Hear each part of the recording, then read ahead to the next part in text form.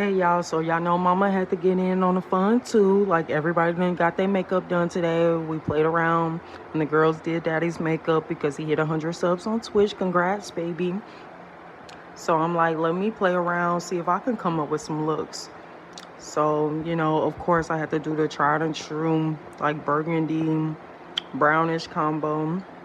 And then I wanted to go in with this like dark pink on my eyes, just playing around, nothing serious. I'm not a makeup girly. I just like to play in it every now and then.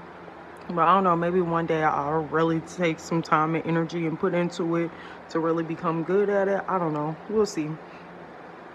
But yeah, I just be playing around, just trying to tap into my younger self where I used to do this all the time. This was the finished look. I wasn't really feeling it, to be honest.